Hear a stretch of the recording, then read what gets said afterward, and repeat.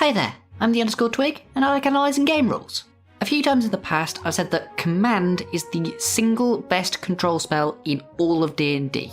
Not Hypnotic Pattern, not Banishment or Wall of Force, not even endgame spells like Maze and Anti-Magic Field. This little first level spell for the Cleric, Bard and Paladin is the best in the entire game. Today I'm going to try and explain myself, but if you want the TLDR, it's a first level Cleric spell with a good effect. Now for the much longer, deeper explanation, following shortly after this command to join my Patreon. Actually, that would be a suggestion, wouldn't it? Command is also better than suggestion, it just can't do this. There's nuance to this video, and you can get even more of that nuance if, like Dreamscribe, you join my goddamn Patreon like I just told you to. Dreamscribe is a very nuanced individual, as are SK, Mark Rainbow, Barney, Jaleli, Precipice, Not Curtis, Walt, Magile, and Optimus FJ Studio.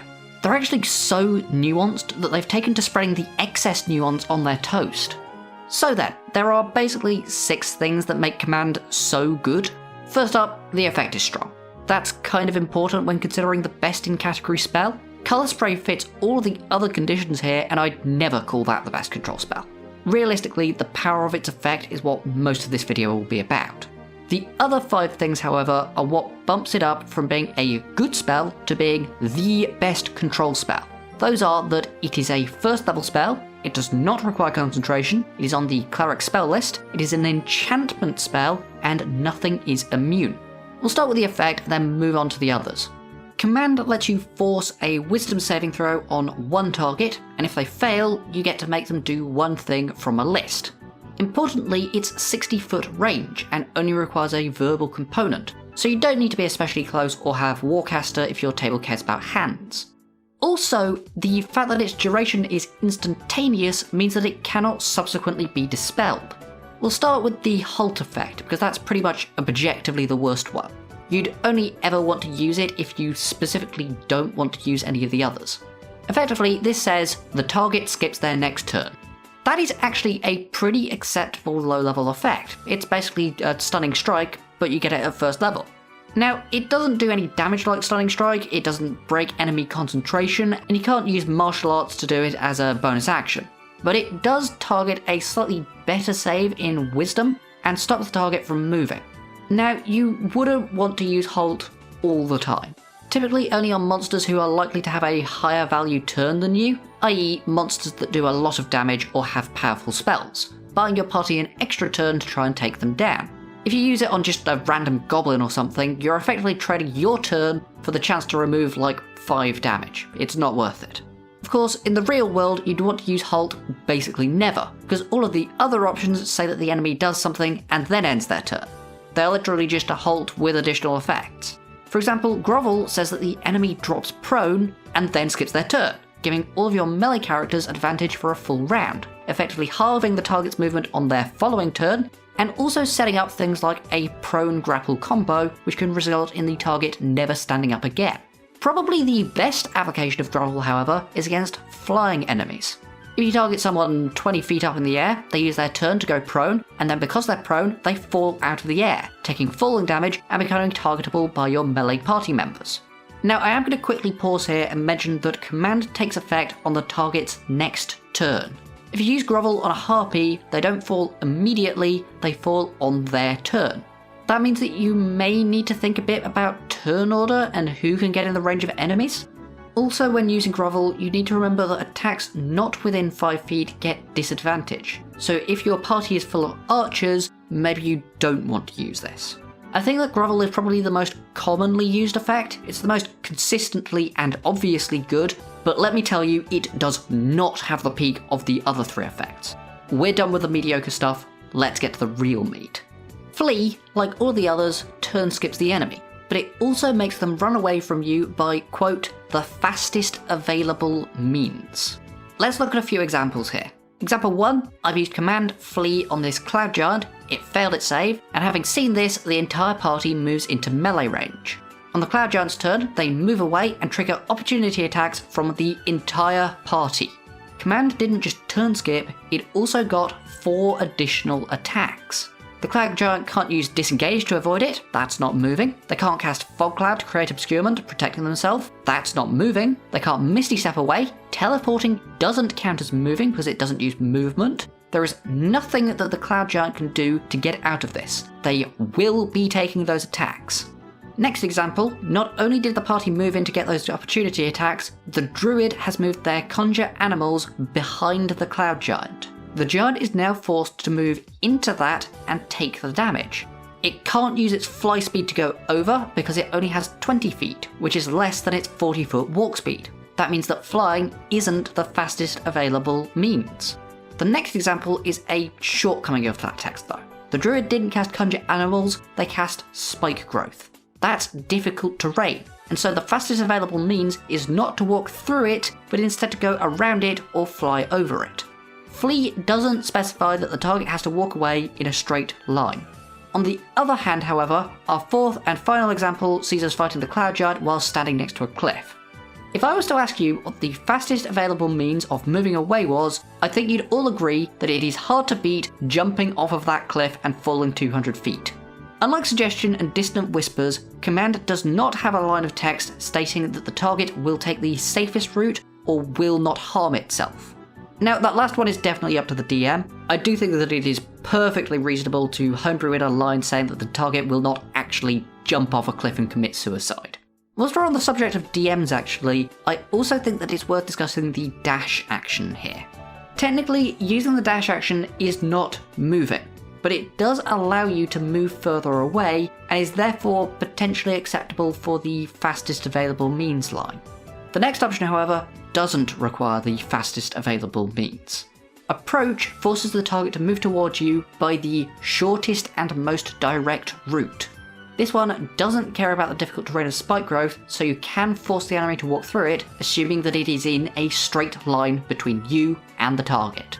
Also, if you're concentrating on a spell like Spirit Guardians, then Approach can force the target to move into that, and trigger the saving throw on its own turn. On the other hand, I don't think that this does work with the cliff example. If you were flying over the side of the cliff, stepping off and falling will no longer be moving towards you. There is also a fairly major shortcoming of Approach under certain readings. Unlike Flee and Grovel, the target doesn't spend its turn moving towards you, nor does it immediately move towards you then end its turn. You could potentially read Approach to say that as long as the target uses all of their movement to move towards you at some point in their turn, they can do whatever they want with the rest of it. You could read that Approach does not have the turn skip quality because they only have to end their turn when they get within 5 feet of you. If they don't make it, or they decide to use their action before moving, then everything other than their movement is unrestricted. Now, once again, that is a reading, not the factual, raw way that the spell works. So check with your DM as to how they'll rule Approach. Finally is my personal favourite option, Drop. The target drops whatever it is holding and then ends its turn. This here is a turn 1 fight ender. We're going to move away from our Cloud Giant and instead look at the Ice Devil. If you manage to land a drop on it, then the devil will drop its ice spear on the ground, which means that your fighter can then run in, push the devil back, and pick up the spear, meaning that the ice devil now can't use its multi-attack feature. It only gets 1 attack per turn, and unlike the ice spear, the tail attack doesn't remove your bonus actions and reactions. You just used 1 action and a first level spell slot to turn skip the devil and reduce its offenses by 2/3 for the entire combat. On some enemies, you may even be able to remove all of their actions, so their only way of fighting back is with unarmed strikes. Other outstanding uses for Drop are removing the spellcasting foci for enemy mages, or forcing enemies to hand over MacGuffins. So, those are our 5 effects. Turn skip and knock prone, turn skip and force the enemy to run away, potentially turn skip and force the enemy to run towards you, and turn skip and disarm. Each of those individually is a fine spell, perfectly serviceable. But you don't just get one of those, you get all of them. Those 5 effects are so versatile that at least one of them is relevant in probably 90% of turns. Not even just 90% of combats, 90% of the actual turns. Get flyers into melee range, trigger a bunch of extra opportunity attacks, completely neuter a target's offenses, or just give the party advantage so they can dogpile. Command is such a toolbox of tricks that it is basically always a good option. That makes it an absolutely fantastic spell, but it doesn't make it the best control spell in the game. What really pushes it over the top is everything else. First up, it's a first level spell. That means that you can get it right from level 1. It is with you for the entire campaign. Technically, Maze is a better effect that skips multiple turns, but you won't get Maze until 15th level at the earliest. Command is better than Maze because it has a much greater impact on the campaign as a whole. Second up, it's a first level spell. By the time you're say 5th level, your first level spell slots aren't really doing all that much, and once you're 10th level, your firsts, seconds, and maybe even thirds are just sitting there collecting dust. Command is a complete bomb that you can drop for incredibly little investment. Just an action that you weren't really doing much with, and a spell slot that you weren't going to use. Command is better than spells like Mass Suggestion because it is incredibly spammable. You can do it every single turn instead of just once per day. Third up, it's a first level spell. You can upcast it, and my god does it have a good upcast effect. Every single spell slot gives you an additional target. If you use a 3rd level spell slot, you can knock 3 harpies out of the air, or force 3 giants to jump off a cliff, or disarm 3 ice devils. Command is better than a spell like Telekinesis because you can target multiple enemies, and better than a spell like Fear because there's no friendly fire. Fourth up, I've run out of ways to use the same line, so this one is that it doesn't require concentration. Once you've cast your Polymorph, or your Conjure Celestial, or your Wall of Force, you need some other way to contribute for the rest of the fight, and Command is one of the best, because it doesn't require concentration. You can cast it repeatedly without getting in the way of your other spells. Command is better than Hypnotic Pattern, because you can use it even if you're concentrating on something else. Fifth up, I lied about running out. It's a first level spell. On the Cleric list and the Enchantment School. That means that you can get it really easily with Magic Initiate or Fey Touched, both of which are already great feats. Furthermore, there's several subclasses like the Dragon Sorcerer which already get it for free, but you can multiclass one level into either Cleric, Bard or Paladin, or even choose the Lorwyn Elf. Command is better than Plant Growth because it is simply far more accessible. Sixth up, I've actually run out this time, nothing is immune to it. The target doesn't need to be charmed, they don't need to have a certain level of intelligence, they don't need to understand you, and they actually don't even need to hear you. If they fail that saving throw, they must do what you say. Command is better than Suggestion because it works on everything. Those are a bunch of small to medium upsides, but again, you don't just get one of them, you get all of them. It doesn't matter what your build is, there will be times when you're concentrating, so you want to cast Command instead of Banishment. There will be times when you don't want to spend a 3rd level spell slot but want a decently impactful turn, so you want to cast Command instead of Fireball or Ray of Frost. There will be times when the target is immune to the Charmed condition, so you want to cast Command instead of Hypnotic Pattern. The thing that pushes Command from being a great toolbox spell to being the best control spell in the game is its spammability. Obviously, there are more powerful spells out there, but you will cast Command more than any of them. It is always applicable and it is always available. That is why I believe it is the single most important pickup that you can have on any character planning to specialise in controller. There are a bunch of higher level spells that you can pick depending on what level you are and what your spell list has, but nothing fills the same hole as Command. What I'm trying to get across here is that Command isn't the strongest control spell in the game. Command is the best control spell in the game. So, last little section. If Command is so good in what is apparently now called 5.5e, why was it not the best in 5e? I don't like that, I'm going back to calling it 2014. Well, it got a fairly significant change in the updated rules, with both a buff and a nerf. For the buff, there actually were previously a bunch of conditions which could make the target immune. It didn't work on undead or anyone that didn't understand you, meaning most beasts, elementals, oozes and plants, as well as a few other things. The fact that it now works on everything is absolutely huge, and means that the full toolbox is always available. As for the nerf though, well, that toolbox used to be even bigger. You used to be able to give any verb as your command, not just the list of 5 options. That meant that you used to be able to do things like tattle to force someone to tell you the truth, or maybe swim to force someone to jump into a lake.